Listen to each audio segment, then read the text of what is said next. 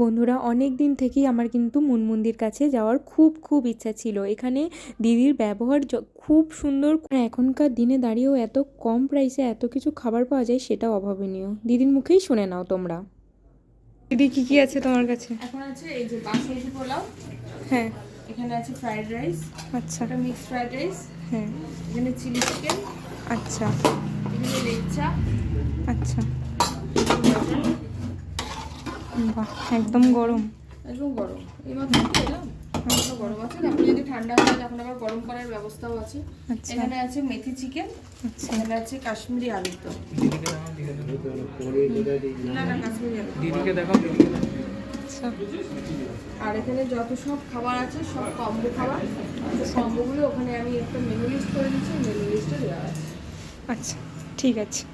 তো আমরা একটা জাম্বো থালি নিয়েছিলাম, সেখানে ছিল pulao, fried rice, chilli chicken 1 piece, methi chicken 2 piece, তার সাথে মাটন কিন্তু 2 পিস, মাত্র 149 টাকা। এটা ছিল মহারাজা থালি। এত কম টাকায় এত কিছু খাবার কিন্তু মানে সত্যিই অভাবনীয়। মানে কি করে হয় জানি না, কিন্তু সত্যিই খুব ভালো। আর খাবারগুলো কিন্তু ভালো ছিল। তো আমরা এখানে মহারাজা থালিটা নিয়ে নিয়েছি, দিদি কিন্তু সার্ভ করে দিচ্ছিল। তো আমি এবার মাটন দিচ্ছে দিদি। দেখো, মাটনের পিসগুলোও কিন্তু ভালোই ছিল, নো ডাউট ভালো ছিল, খেতেও কিন্তু ভালো ছিল।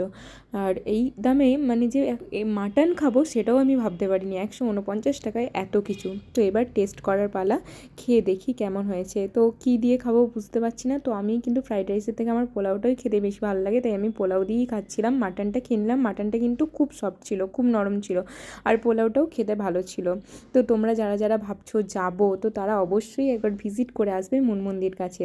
আর দিদির ব্যবহার কিন্তু সত্যিই খুব ভালো ছিল। তো খাওয়া দাওয়া সেরে নিলাম, তারপর খাওয়া দাওয়া করে ভালো লাগলো, দিদির সাথে দেখা হয়েও খুব ভালো লাগলো, অনেক আনন্দ হলো। তো তোমরা দেখতেই পেলে। তো তোমাদের আমার ভিডিওটা কেমন লাগলো অবশ্যই সেটা কমেন্ট করে জানাবে।